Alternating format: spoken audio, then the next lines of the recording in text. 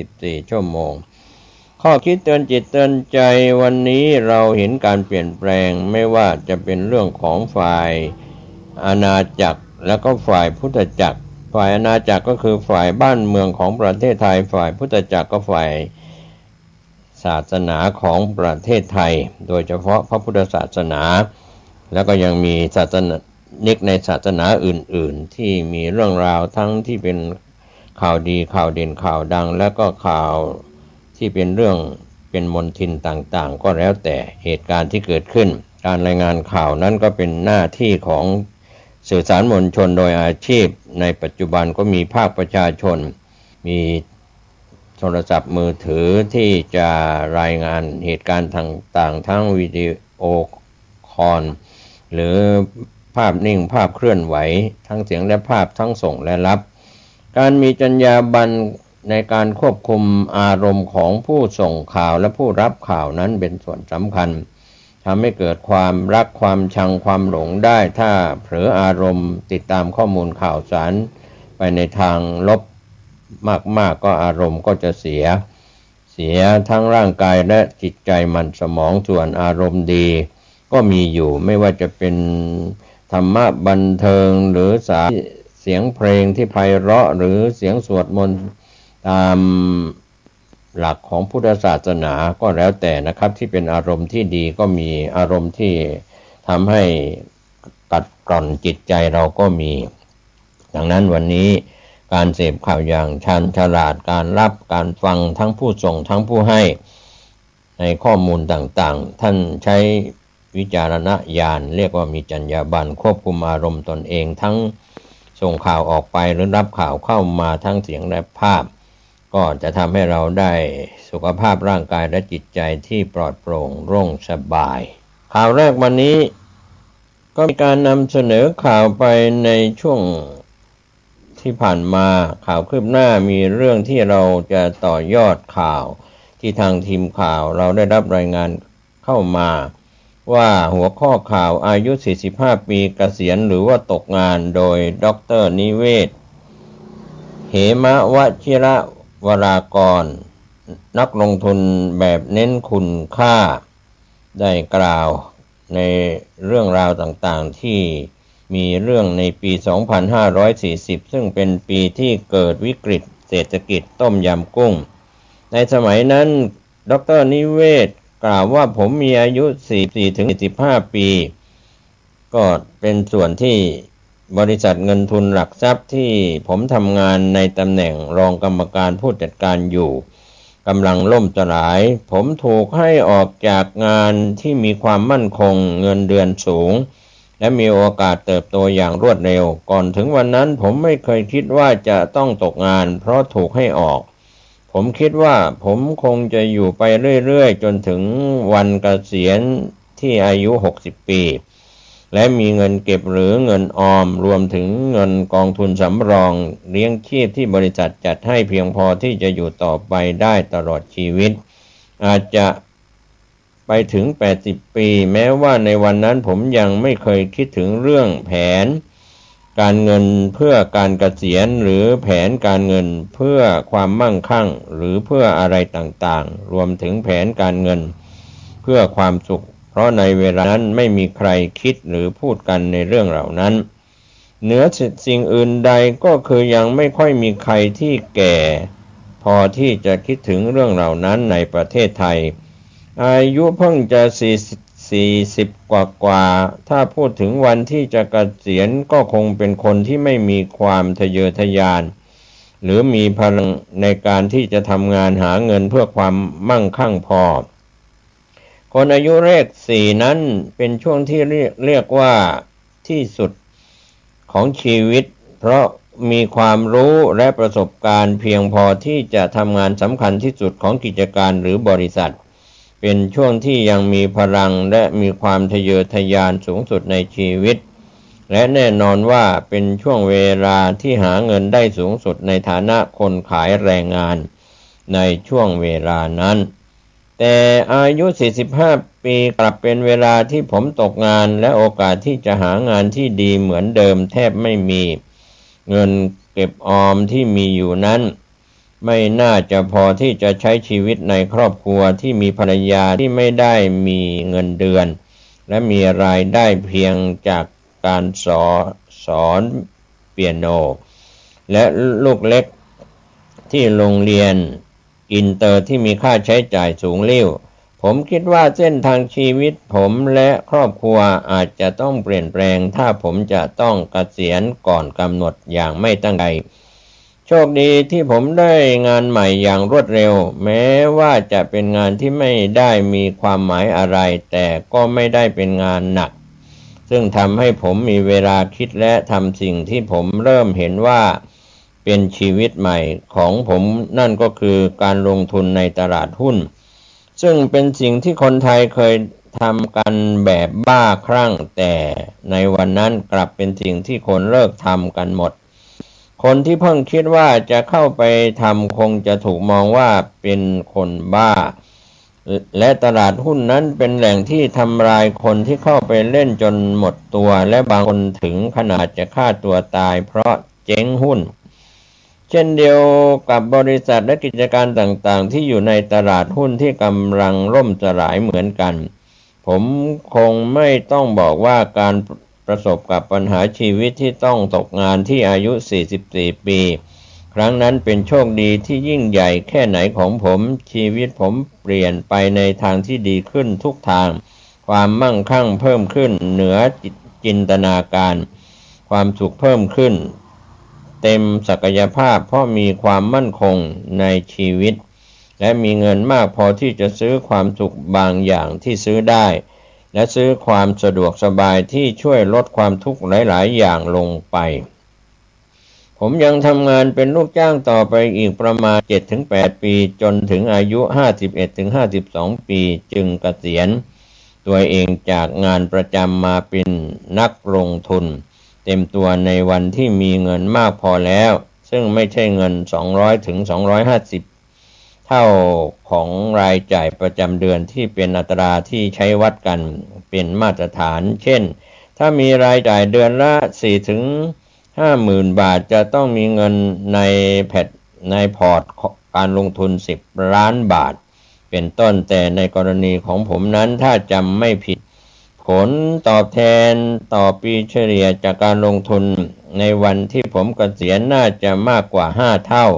ของรายจ่ายประจำปีแล้วและที่ผมเกษียณก็ไม่ใช่เพราะเงินในพอร์ตมากพอแล้วแต่เป็นเพราะว่างานประจำนั้นหนักและก็มีความเสี่ยงสูงเกินไปก็เป็นส่วนที่ทางผู้เล่าที่กล่าวถึงดร.นิเวศน์เหมวชิระวรากรนักลงทุนแบบนับคุณค่าเป็นส่วนที่ได้กล่าวถึงเรื่องราวในชีวิตของผู้กล่าวถึงในส่วนความคิดเห็นต่างๆและในเรื่องนี้ทางด็อกเตอร์ก็ยังกล่าวถึงว่าความคิดและความเห็นของผมสำหรับการเกษียณก่อนกำหนดก็คือเราควรจะมีเงิน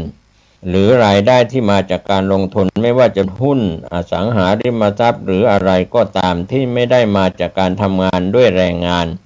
สูงกว่ารายจ่ายประจำปีเฉลี่ยไม่ต่ำกว่า 2-3 เท่า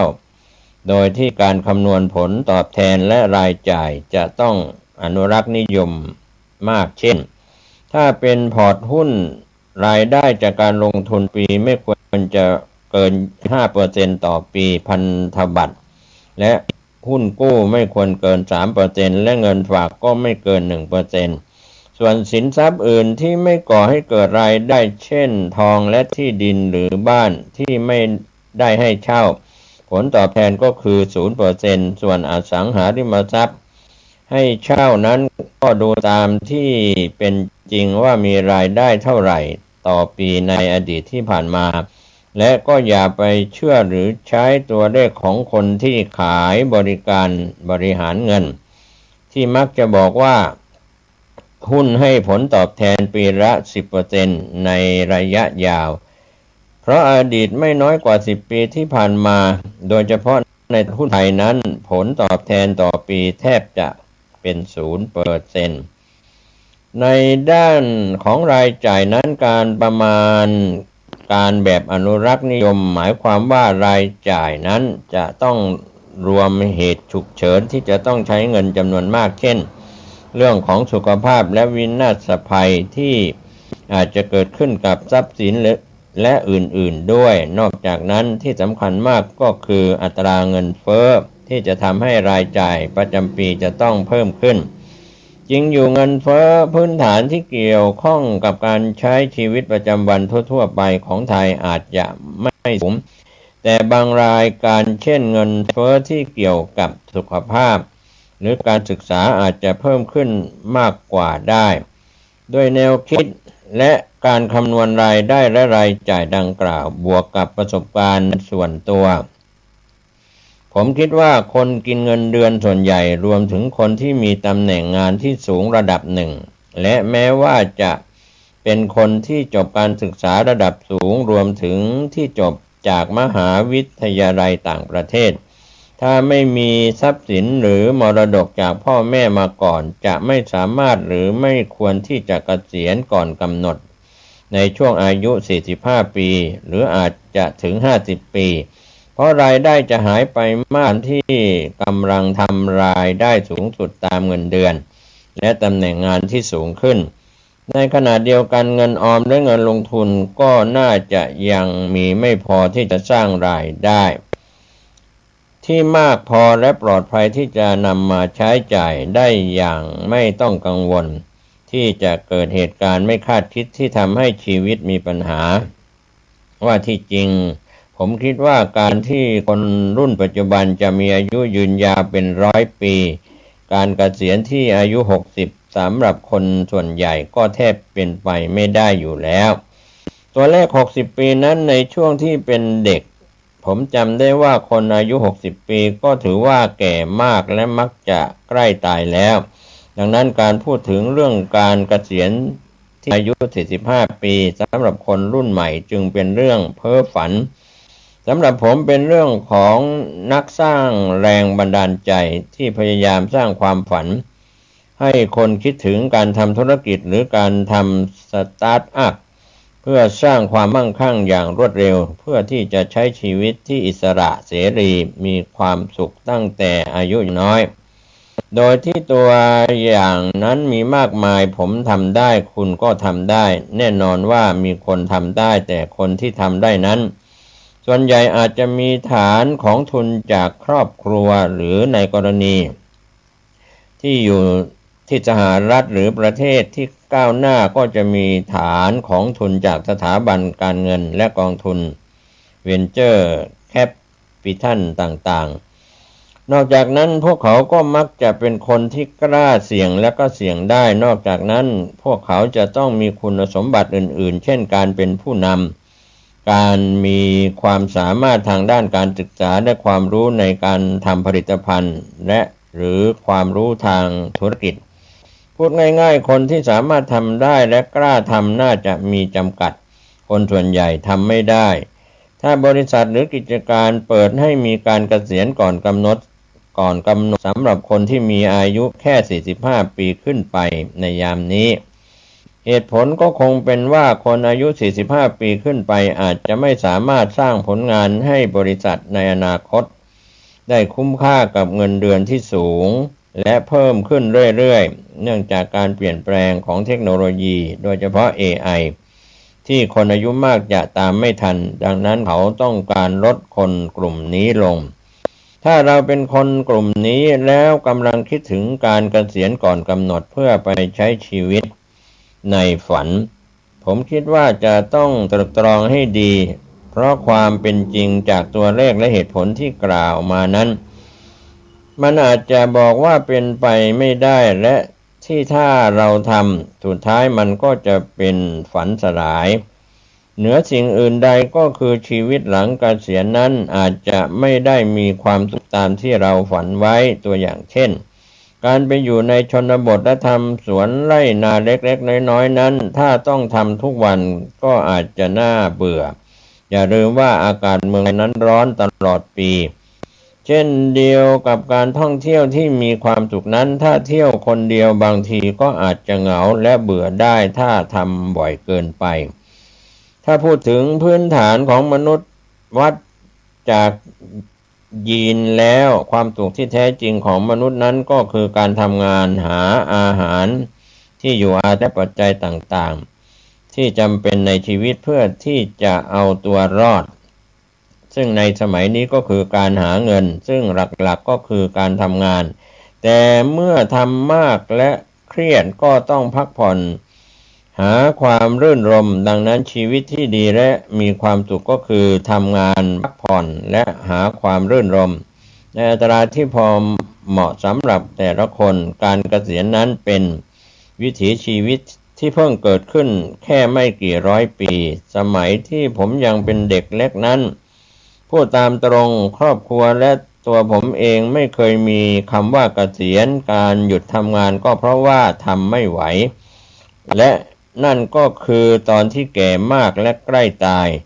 ดังนั้นถ้าถูกบังคับให้เกษียณก่อนกำหนดเราควรจะคิดว่าเราตกงานและก็ต้องหาทางใหม่อาจจะเป็นแบบผมที่หางานที่เบาลงและไม่ตรงกับอาชีพเดิมเพื่อหาเงินนอกจากนั้นก็อาจจะต้องคิดถึงการลงทุนไม่จำเป็นว่าจะต้องเป็นการลงทุนในหลักทรัพย์แม้ผมจะคิดว่านี่เป็นสิ่งหนึ่งที่ดีและอาจจะจำเป็นแต่อาจจะเป็นการทำธุรกิจหรืองานใหม่ที่แตกต่างจากการเป็นลูกจ้างประจำซึ่งในยุคนี้เราก็อาจจะทำได้ไม่ยากนักเหนือสิ่งใดก็คือถ้าเราต้องตกงานจาก AI เราก็อาจจะต้องศึกษาดูว่าเราจะเรียนรู้หรือใช้ AI เปลี่ยนชีวิตเราได้ไหมทั้งหมดนี้ด้วยความปรารถนาดีจากผมที่เคยโชคดีที่ต้องตกงานในช่วงอายุ45 ปีนะครับก็เป็นมุมมองแสดงออกในหัวข้ออายุ45 ปีเกษียณหรือตกงานโดยดร.นิเวศน์เหมวชิระวรากรนักลงทุนแบบเน้นคุณค่าชั้นแนวหน้าก็เป็นมุมมองวิพากษ์วิจารณ์ในส่วนประสบการณ์ของดร.นิเวศน์เหมวชิรากรก็ถือว่าเป็นตัวอย่างบุคคลที่ต่อสู้แล้วก็ปรับทิศทางจากการที่มีอายุเพียง45 ปีเกษียณหรือว่าตกงานมาเปลี่ยนแนวการทำงานใหม่เอาตัวรอดได้จนถึงปัจจุบันก็เป็นส่วนข่าวที่เกี่ยวกับประสบการณ์ชีวิตของแต่ละบุคคลที่ได้แสดงออกผ่านช่องทางสื่อก็เป็นส่วนหนึ่งครับในหัวข้ออายุ45 ปีเกษียณหรือตกงานนั้นก็ยังเป็นข้อเตือนใจของคนวัยทำงานในระดับอายุ45 ปีขึ้นไปก็ถือว่ายังไม่ควรที่จะตกงานหรือจะเกษียณนะครับข่าวคืบหน้าจะได้รายงานเพิ่มเติมไปทางด้านข่าวที่น่าสนใจในข่าวภูมิภาคที่เกิดขึ้นในรอบวันของไทยเรานะครับก็มีช่วงที่มีผลกระทบทางด้านจิตใจข่าวของแวดวงพระภิกษุที่ปฏิบัติตัวปฏิบัติตนเป็นข้อบกพร่องแล้วก็เกิดเหตุที่เราได้ติดตามข้อมูลในช่องทางต่างๆของสื่อสารมวลชนทุกแขนงสาขาโดยเฉพาะในเพจนักข่าวที่ได้ติดตามข่าวรายงานข่าวเรื่องของบรรพชิตแล้วมีเรื่องของมลทินที่เกิดขึ้นทำให้เจ้าหน้าที่ฝ่ายบ้านเมืองของประเทศไทยได้เข้าไปตรวจสอบแล้วก็ดำเนินการตามกฎหมายก็เป็นเรื่องราวที่มีความคิดในเรื่องราวที่น่าสนใจในข่าวท้องถิ่นที่ส่งสัญญาณเรื่องของ7 สัญญาณบ้านดูดซับอยู่แล้วชีวิตตกต่ำเงินสุขภาพโชคลาภหายเกลี้ยงนะครับก็เป็นเรื่องราวที่อาจจะเป็นทางเพิ่มพูนทางด้านจิตใจคงคนที่อาจจะไปเชื่อหมอดูคู่กับหมอเดาก็เป็นอีกเรื่องหนึ่งนะครับเราก็เรียกว่าอาจจะผ่อนคลายอารมณ์ได้ในยามเศรษฐกิจตกสะเก็ดเช่นปัจจุบันก็เราควรจะใช้หลักวิทยาศาสตร์หรือหลักพุทธศาสตร์ผสมผสานกันในการแก้ไขปัญหาชีวิตนะครับตำราโหราศาสตร์ตำรา พรหมศาสตร์อะไรต่างๆนั้นก็เป็นส่วนหนึ่งของ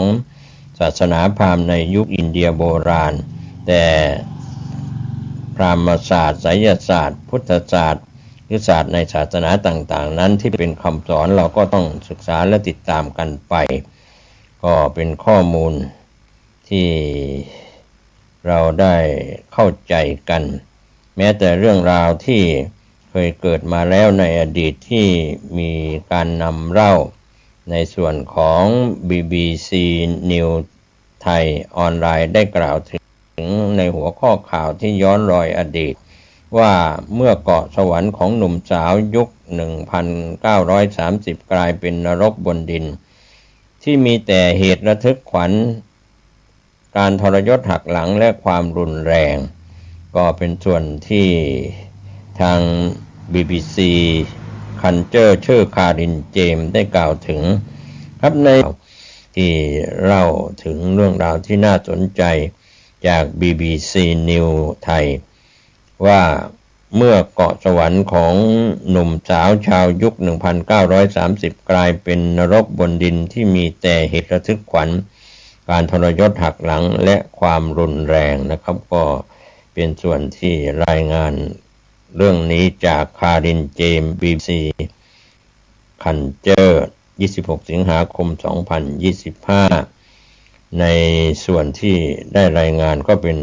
ไปในเรื่องที่น่าคิดน่าพิจารณาจะเป็นเรื่องราวในต่างประเทศเสียเป็นส่วนใหญ่วันนี้ข่าวชาวบ้านหมดเวลาลงผสมผสานกับเรื่องราวต่างๆในช่วงท้ายก็เป็นการผ่อนคลายในการเปลี่ยนแปลงอารมณ์ผมเกษตรเพชรสำเร็จนาที่การข่าว9 น.1ก็ขอบคุณพี่น้องสื่อสารมวลชนทุกแขนงสาขาทั้งสื่อไทยสื่อเทศจะได้รายงานข่าวประจำวันขอบคุณเครือข่ายที่ลิงก์สัญญาณกันไปด้วยความขอบคุณท่านติดตามการพยากรณ์อากาศจากกรมอุตุนิยมวิทยาดินฟ้าอากาศช่วงนี้มีฝนตกชุกหนาแน่นในหลายพื้นที่ท่านขับรถด้วยความไม่ประมาทเดินทางปลอดภัยสวัสดีครับท่าน